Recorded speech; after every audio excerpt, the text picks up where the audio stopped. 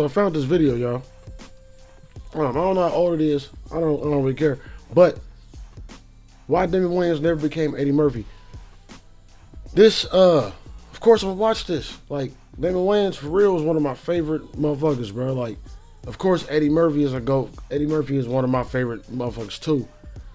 But my thoughts on Damon Wayans is that he slept on. He mad underrated. Like, I'm pretty sure Damon Wayans have probably made me laugh more than any of these niggas. You know what I'm saying? Especially when it comes to, like, I don't know, and in different ways, like in the movies. Bro, his show My Wife and Kids was so damn funny, bro. Like, he was so damn funny, and that the other cast was so funny too. Like, even Tisha Campbell, everybody that was in that was funny. Like, but I don't understand why this video, and I don't really get the comparison. I'm all about it though. You know what I mean? Like, these comedy goats, bro. So we about to check it out. This is Comedy Hype Channel. I'm pretty sure. I'm gonna have a link in the description for y'all. You know what I mean? I always give credit to original reviewers. You know what I'm saying? Wait a minute. Welcome back. Hey, with Jay back through with something to react to. Almost forgot my intro, man. Hit the like, hit the sub, hit the bell, y'all. Let's check this out. 11 minutes, 14 seconds. Hopefully y'all doing good. Yeah, Zen. Wayans positioning himself to be the next Eddie Murphy. Hold That's on. the question in Chicago. Is Damon Wayans positioning himself to be the next Eddie Murphy? What? That's the question the Chicago Tribune asked to its readers on July 24th, 1992, the same day Wayans' Mo Money was released. Okay. Any black male comedian that was on the cast of SNL after Murphy's departure in 1984 was compared to him, whether it be Damon Wayans, Chris Rock, or Jay Pharoah. Wayans himself spoke about the comparisons in 1992. Of course, you don't help but think about it, because people always say you're next. I hope to be the other. There's just so much room out there for everybody. I don't want to be the next. I don't want to be the #1 star. I'd rather just be the number 16 and say and do what I feel.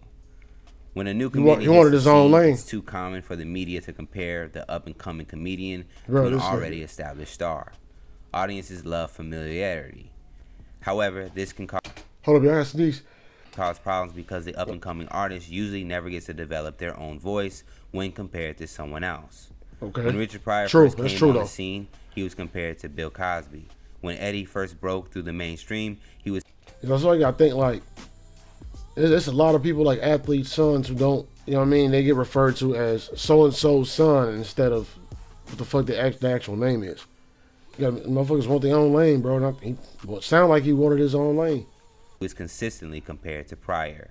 Living up to the expectations of being the next Eddie Murphy is an impossible feat, especially when the artist wants to create their own path. Yep. Here's why Damon Wayans never became the next Eddie Murphy. Eddie Murphy and Damon Wayans followed a similar path.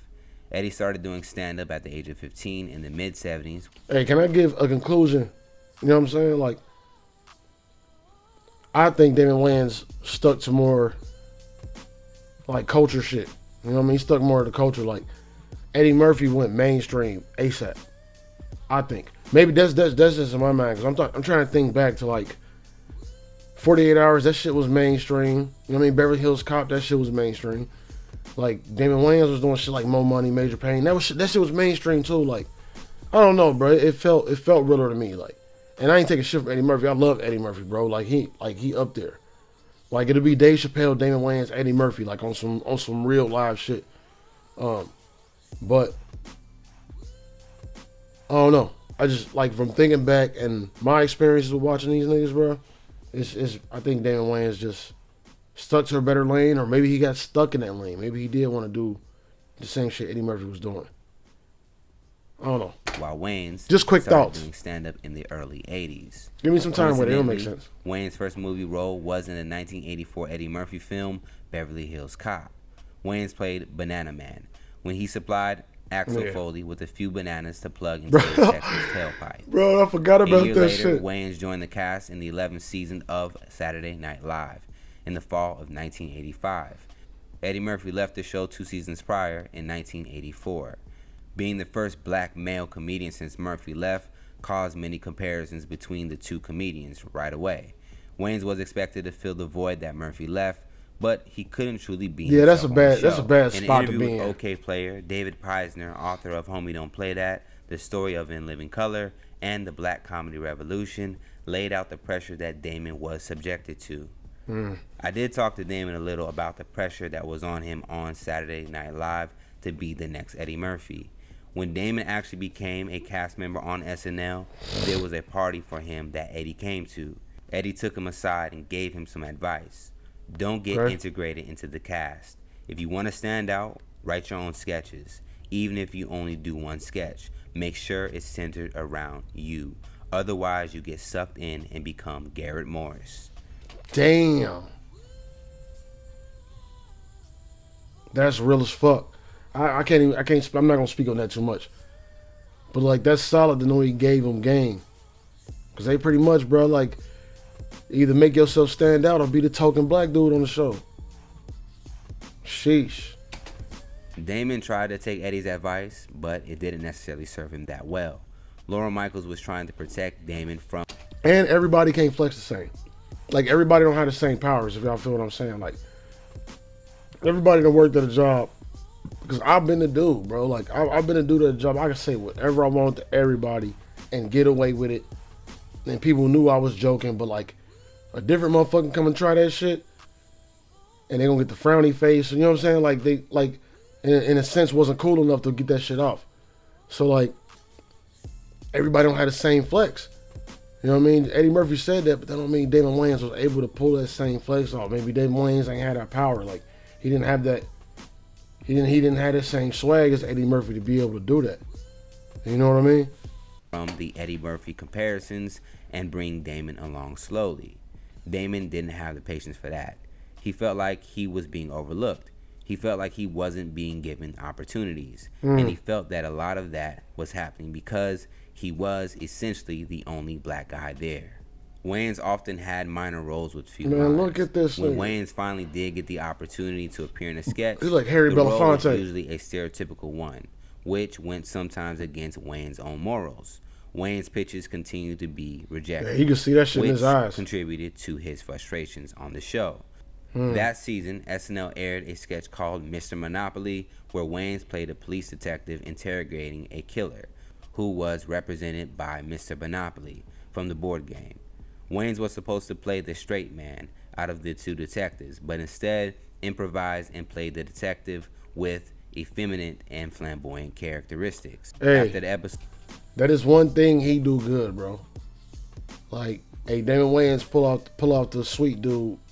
Funny, like nobody can do that better than him, bro. That shit funny as fuck. Aired, Laura Michaels fired Wayans for insubordination. Maybe Sean. Wayans never got to fully be himself and make the impact that Eddie Murphy did on SNL, but Wayans finally got to showcase his talents as a cast member on In Living Color, the new sketch comedy show that will air on Fox and rival SNL.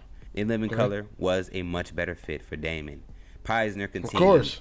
Damon used a lot of sketch and character ideas he first had at SNL, but which he was never able to get on the air there.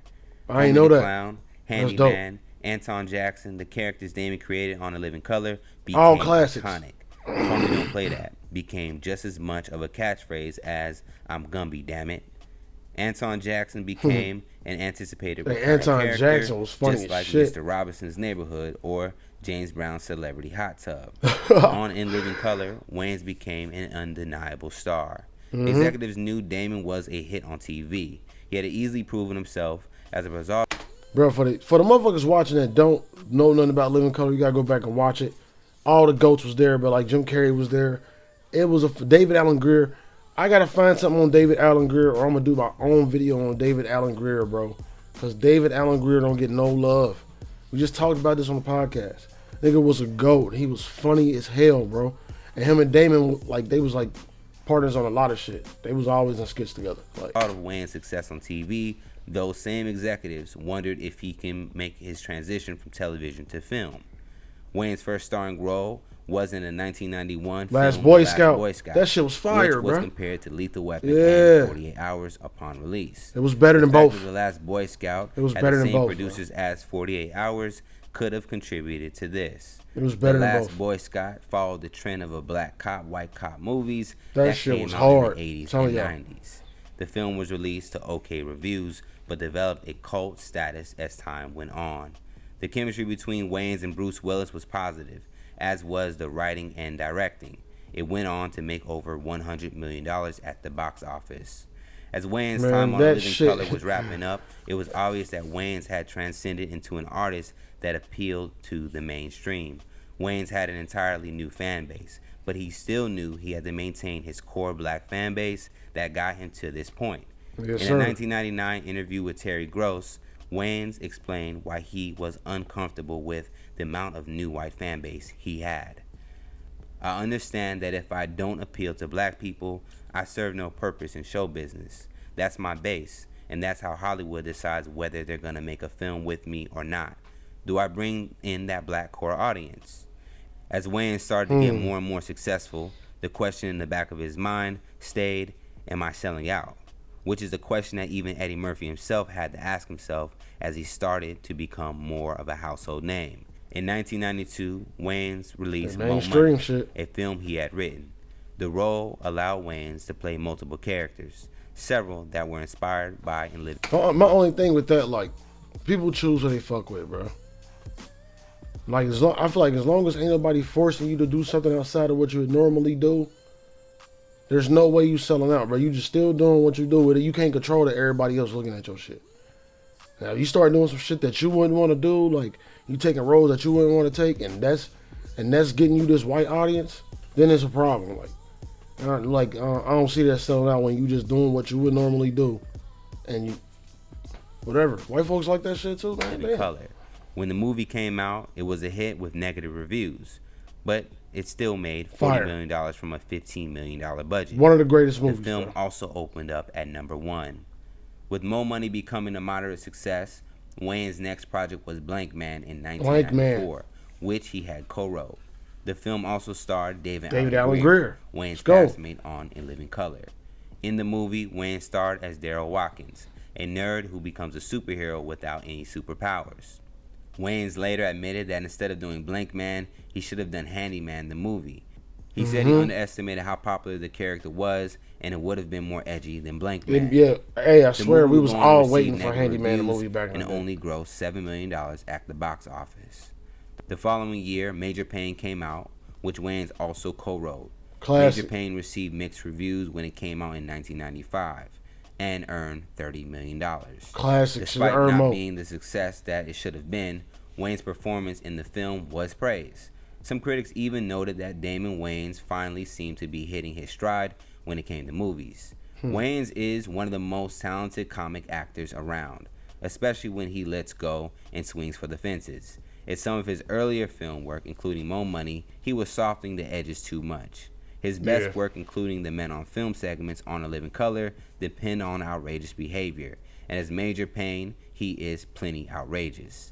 After Major Payne, Wayans appeared in Celtic Pride, The Great White Hype, and Bulletproof with Adam Sandler. All fire, all films bro. Got negative reviews, and the three films combined made less than $40 million at the box office. See, listen to me. These are movies now that would do good now. I like growing up, I watched all these movies, and these are all great movies to me.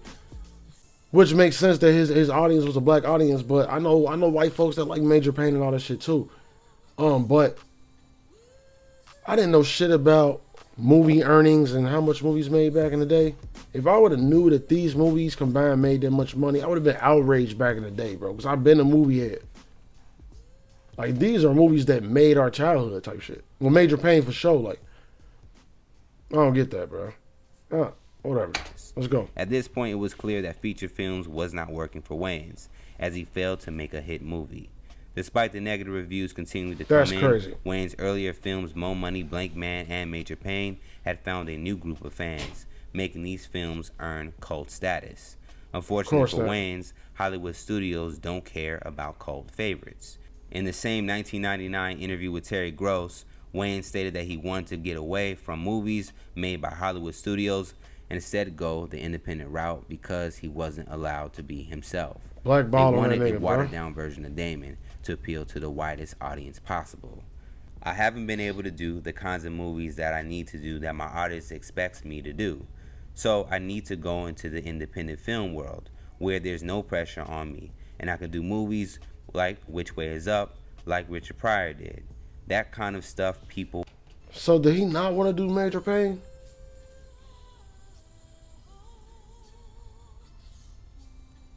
Like, did he not want to do Last Boy Scout? Want to see me do. I don't want to worry about box office grosses.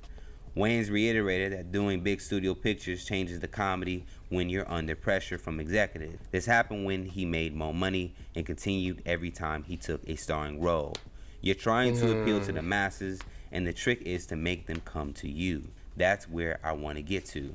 I want to stop chasing the game. Okay. Wayans' decision to stop chasing the game is what caused him to choose projects that he cares about, like 2000's Bamboozled, as opposed to projects that the studios thought would work. That's classic He too. didn't want to follow the game plan that critics had put him on. In 1998, he created a sitcom starring himself and David Alan Grier. The series called Damon was pretty much the first movie that kind of exposed that shit. The 13 episodes by Fox. Wayans returned to the TV screen 3 years later on My Wife and Kids, another series he created for ABC. That shit was so funny, My Wife and bro. Kids would go on to become Wayans' most successful venture since In Living Color. Yes, it was sir. well received by critics and had decent ratings for all 5 seasons it was on air. Crazy. Eventually, Damon stopped appearing in feature films altogether and stopped chasing the game. Wayans' last credited film was a voice role in the 2006 parody Farce on the Penguins. Executives molding talent to appeal to the mainstream is something we've seen before in show business. When studios do this, the talent becomes a diluted version of themselves on screen. It's obvious to the viewer, and the outcome is nothing like what made audiences fall in love with them in the first place. Damon himself says that Eddie paved the way for him to act in his own movies. But because studios got in the way, we never got to see his full potential on the big screen. Why didn't Damon Wayans become the next Eddie Murphy? It's because he didn't want to be. Facts. Hey, that was a great video. But in my opinion, bro, he gave us some great movies. Like, he gave us some shit that nobody else can give us, bro. He gave us some shit that literally our childhood would be different without. You know what I'm saying? Depending on who you are, where you from and shit. Like, y'all know what it is. But damn, I ain't know all that. Because when I went to watch this video, I'm thinking, like, what can this possibly be about? But that was a hell of a breakdown, bro. Let me go and hit the like button on that shit right there, bro. Let me go hit the sub on that joint and hit the bell on that. See how easy that is, y'all? Hit the like, hit the sub, hit the bell. That took me like 3 seconds. But nah, in my book, Damon Wayans is in my top 5 of comedians, period. Like,